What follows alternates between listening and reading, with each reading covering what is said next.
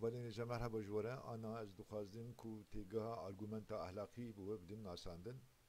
Belê nêrîna ku dixwaze hebûna Xwedê bi delîlên ehlaqî bipeytîne û hebûna Xwedê bi hebûna nirxên ehlaqî yên mirovan re ve bikere em dibêjin argûmenta ehlaqî. Li gor vê ferasitê hebûna Xwedê di tecrübeyên ehlaqî yên mirovan de veşartiye.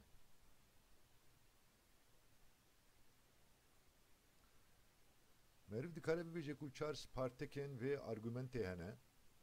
A yekem hebûna wijdana mirovî ku bingeha ehlaq û ehlaqdariyê ye ancak bi hebûna Xwedê dikare were ravekirin.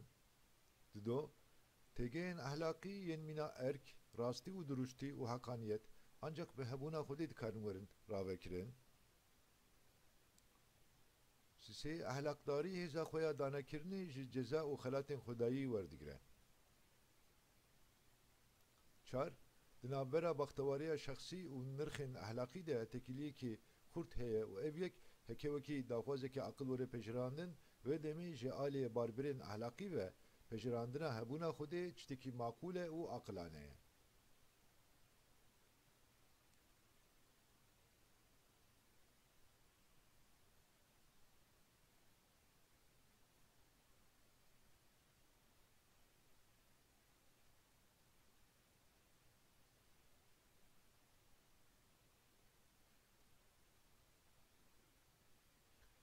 Filozofê ku care yekem vê argûmentê bikar aniye Immanuel Kantê û Kant delîlê çarem wekî delîlekî bingehîn bikar aniye.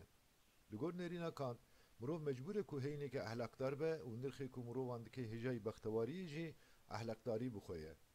Dîsa Kant dibêje ku di cîhana aqlî de sîstemekê ku ehlaqdarî û bextewariyê dike yek heye û ev yek mafê me ê herî xwezayî ye.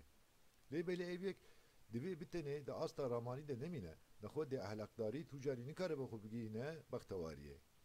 Lewma jî li gor nêrîna Kant yekîtiya ehlaq û bextewariyê dibe sebebê afirandina başiya herî raser.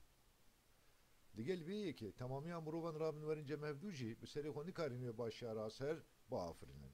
Lewre ev yek ji wan zêdetir e û heta ji pergal û sazûmana xwezayî jî zêdetir e û heta ne mirov ne jî sazûmana xwezayî dikarin wê başiya raser pêk bînin. Ev yek bitene ancak bi rêya fikirîna aqlê mutlak yani fikirîna Xwedê dikare pêk were ku gerdûnê bi rêya qanûnên ehlaqî birêve dibe.